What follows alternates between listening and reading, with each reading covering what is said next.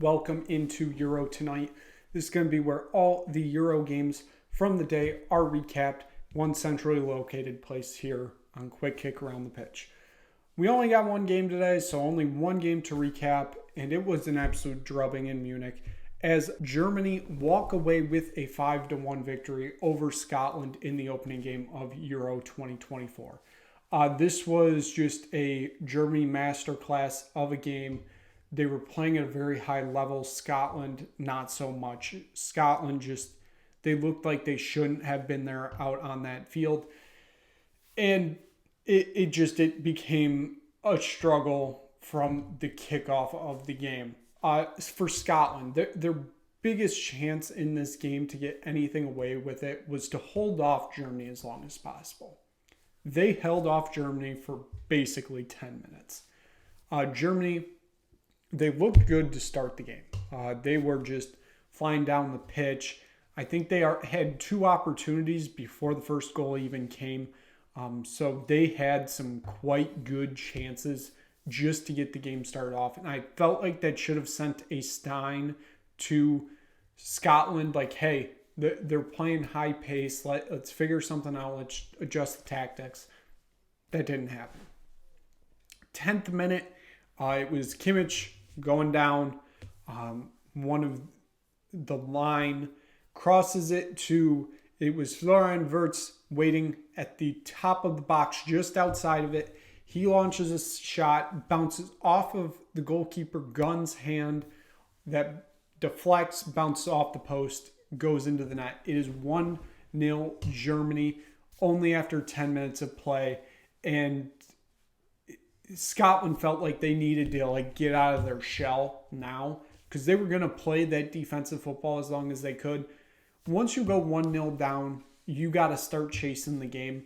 And that did kind of help Germany here. They started chasing the game, not a ton, but they just started chasing the game a little bit.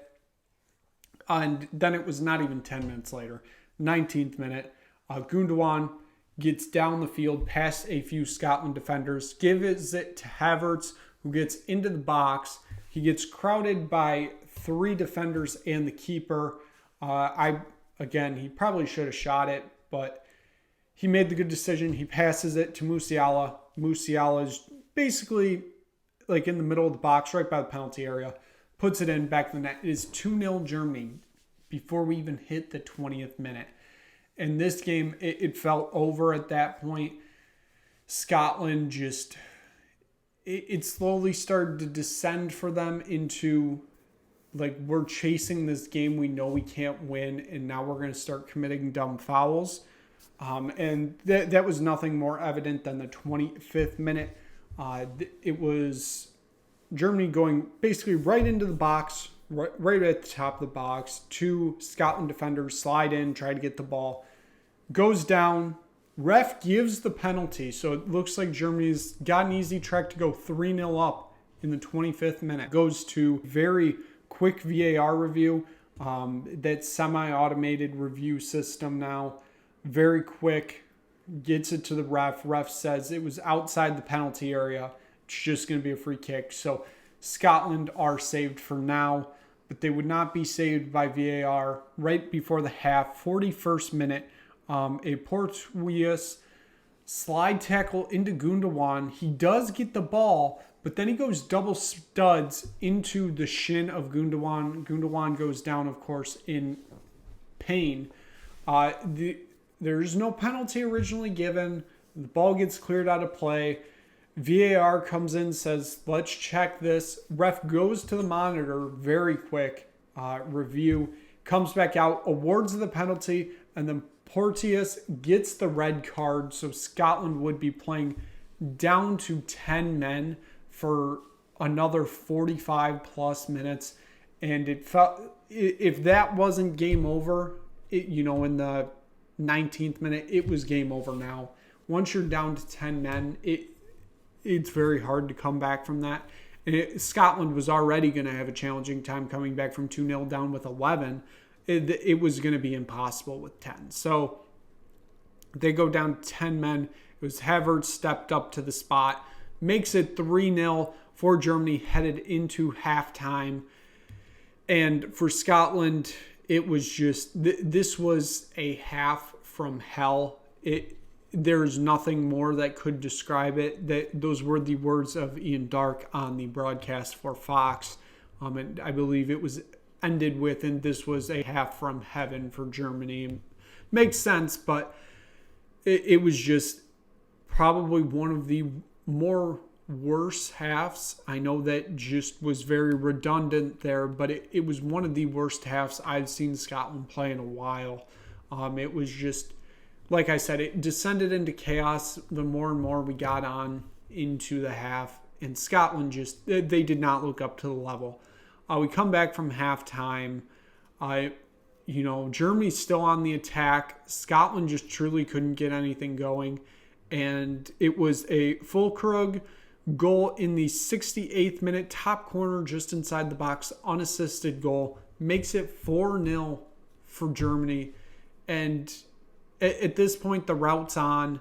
For Scotland, you're just trying to save your goal differential and not be down, -4 in the goal differential spot after one game. For Germany, it's just trying to boost that. We get to the 75th minute.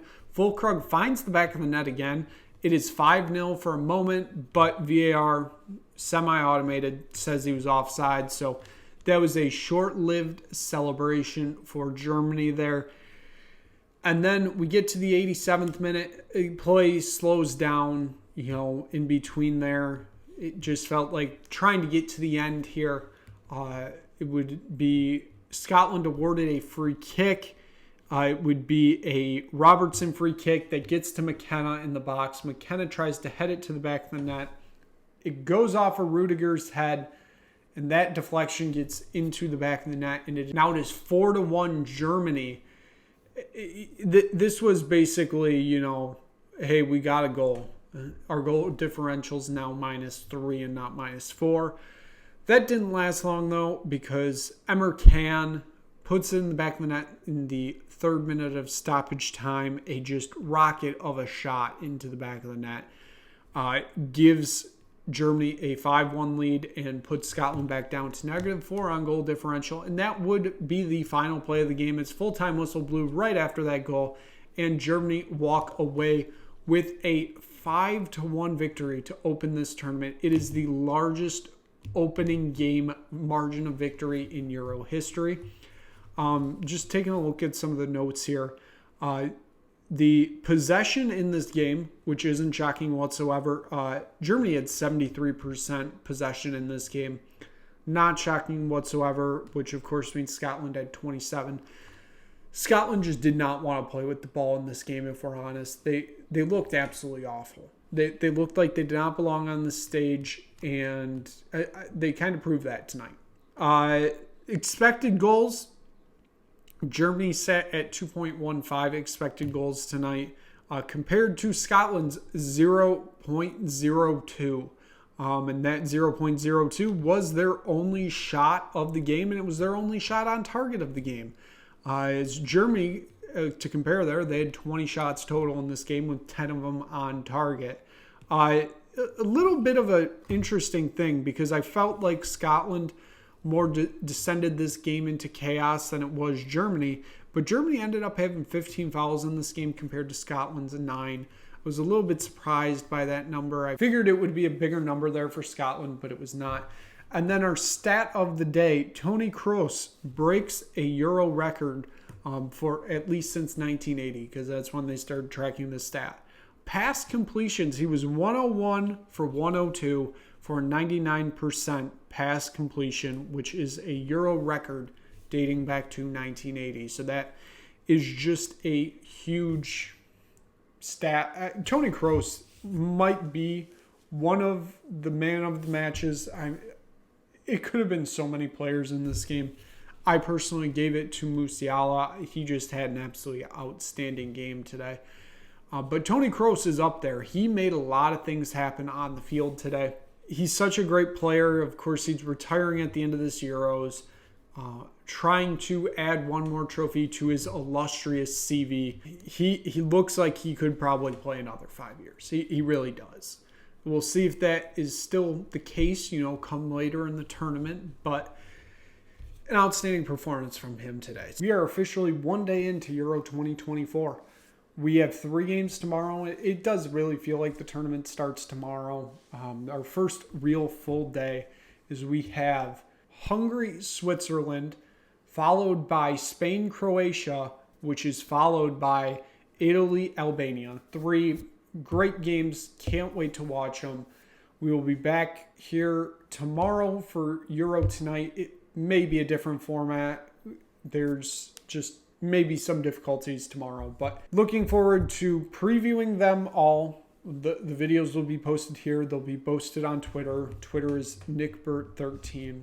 No spacing whatsoever. All lowercase.